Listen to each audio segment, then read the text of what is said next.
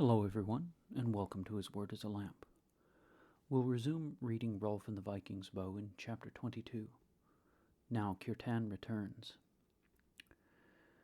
As weakness grew on him, Ar the peacock kept Grady much by his side. One day Ar said, "I see that thou art troubled at times. Is aught weighing on thee?" Grady answered, "Rolf is on my mind." Ar said, "Put away the thought of him." "That I cannot do," replied Grady, "for I feel I did wrong in enthralling him, and I cannot be easy until he hath forgiven me." "Meseems," quoth Ar, "that thou expectest Rolf to come and say, I forgive thee, before ever thou hast shown him that thou art sorry." Grady answered nothing. "Go now," said Ar, "and seek him out. Confess thyself in the wrong." "It is hard to do that," responded Grady.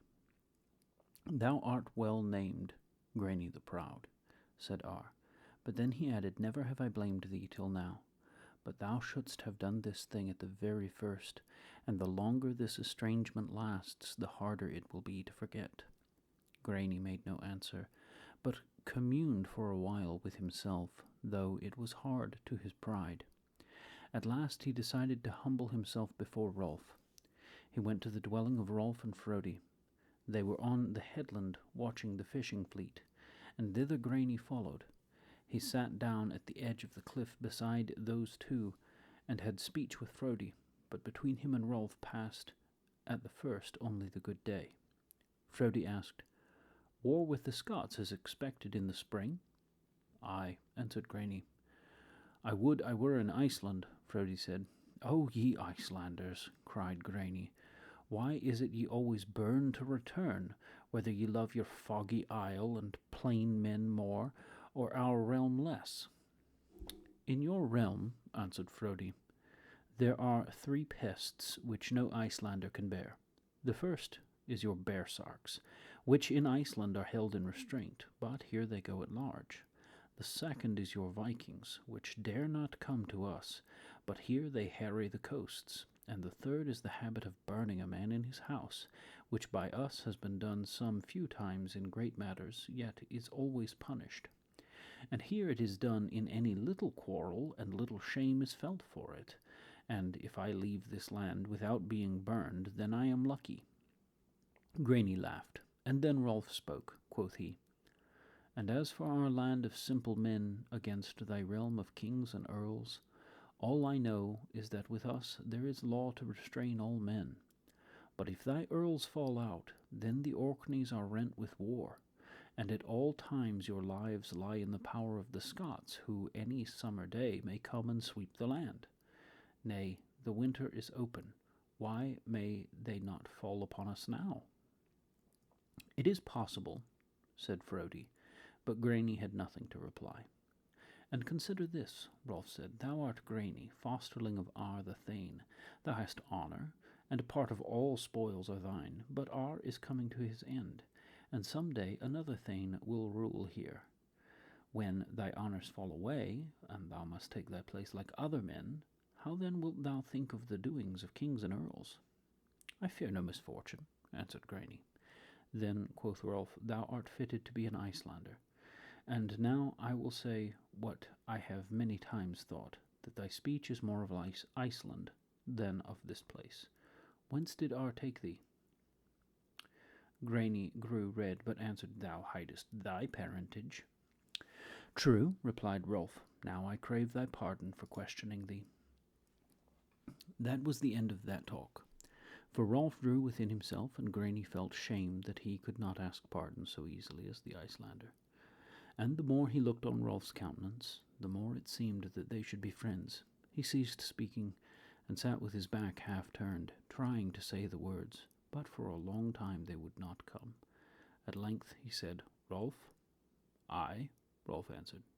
Grani said nothing for a while more. At length again he said, "Rolf." "What is it?" Rolf asked. But for a second time Grani could not bring himself to speak, yet at last he made ready to speak without fail and ask forgiveness, and the words were on his tongue. Then suddenly Rolf rose and pointed out upon the water where a ship had come into view, and he cried, "At last cometh he for whom I have waited." No need to ask whose ship that was, for Graney saw that it was Kirtan's, and weakly he put aside the chance to set himself right with Rolf, and inquired instead why Rolf waited there for Kirtan so long. "Tell me first," responded Rolf, "why he cometh in such haste, with oars and sails both. He thinks that by this time I am surely gone, but his debts and goods will not flee from him, and he hath hours before sunset to make the harbour. Can he be pursued by aught? Let us watch the headland to the eastward." "There comes another ship," cried Frodi. They watched that ship appear, a war-ship, long and low. Graney cried that must be a Viking, and was for running to the hall, but Rolf bade him wait. Then there came a second war-ship, and two more together, and then a great ship very large. After that, the nose of yet another vessel pushed around the headland. "Is Earl Thorfinn," asked Graney, "coming to visit his realm?" "Why should Kirtan," responded Rolf, "flee before the Earl, who hath sold him permission to trade here?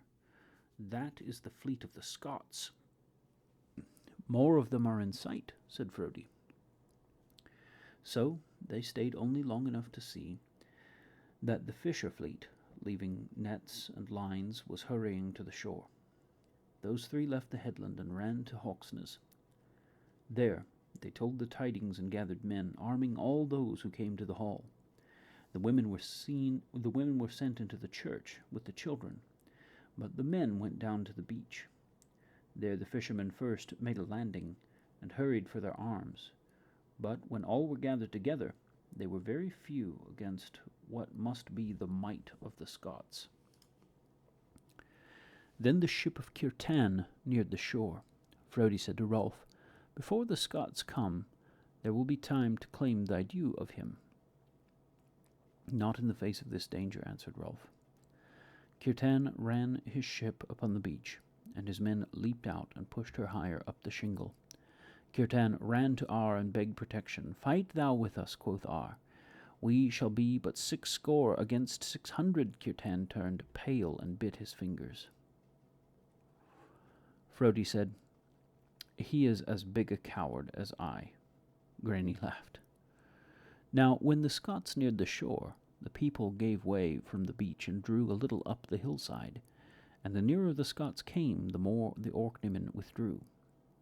Then when the Scots were landing, some of the Hawksness men threw away their arms and sat down where they were, and some fled away to the downs and the heather, where they might hide.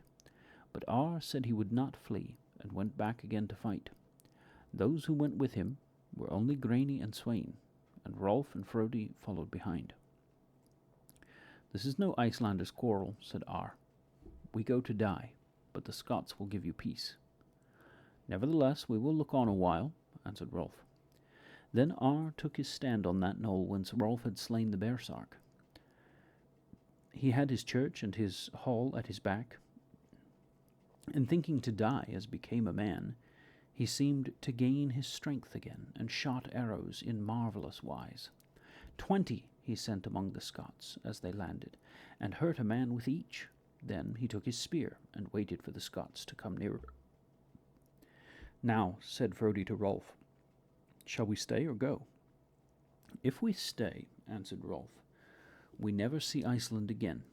Yet I have not the heart to leave those three as they stand there." So he and Frodi drew still nearer to Ar, and stood at his back. But some archer in the fleet sent forth a shaft, and it smote Ar in the throat. It smote him, and he fell. Like a man he died there, near his father's hall. And the Scots shouting began to come forward. "Flee," said Sweyn to Graney. "Wilt thou flee?" asked Graney. A spear struck Sweyn in the leg, and down he sat. "Here I stay," quoth he. "Then here stay I," answered Graney. But those fisher folk who had thrown down their arms ran to Graney in a crowd, and cried that he should not stay to be killed. Some bore Sweyn within the church, where no Scot would slay him before the altar, and when Graney saw that, he suffered himself to be pushed away. So he came to the hillside before ever the Scots reached him, and when they began to shoot at him with arrows, he ran, and Rolf and Frodi ran along the hillside a little higher up.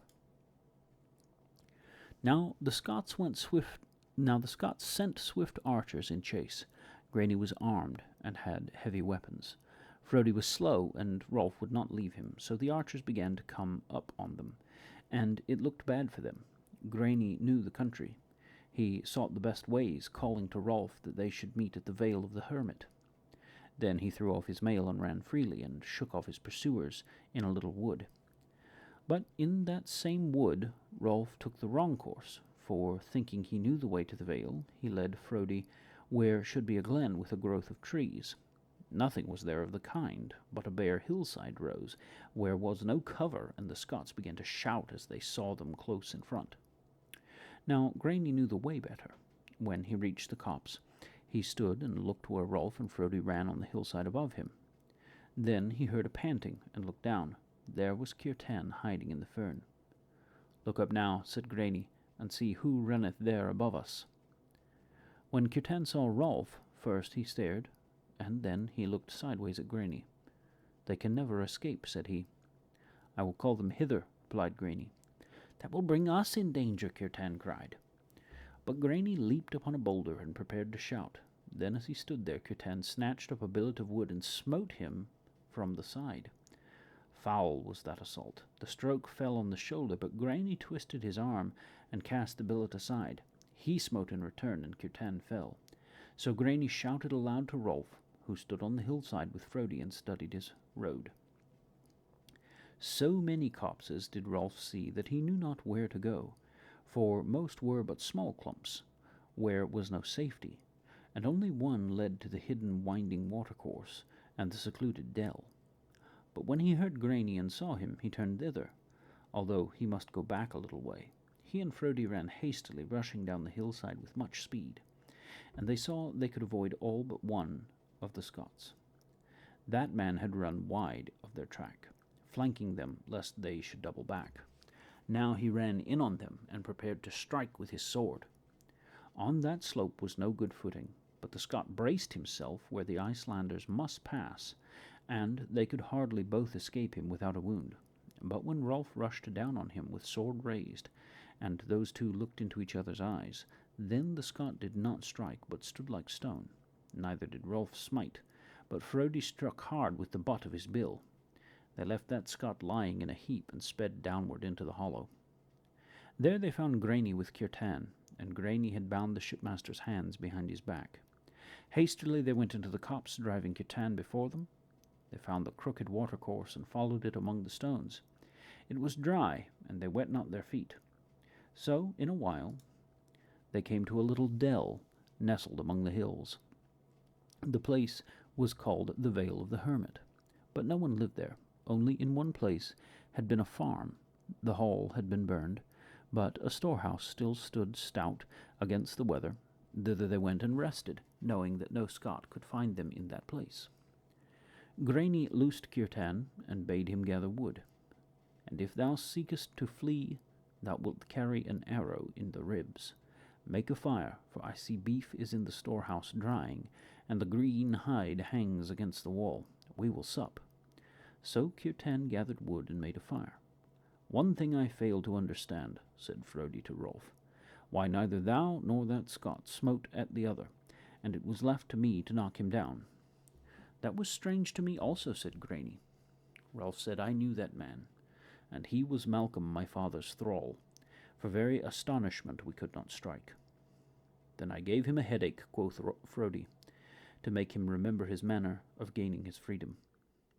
"Preserve me from such headaches as thou dealest," said Rolf. "The butt of thy bill is worse than the point." Then Granny told why he had bound Kirtan. "And now," said he, "thou canst take on him thy vengeance, whatever that may be." "Call him here," said Rolf.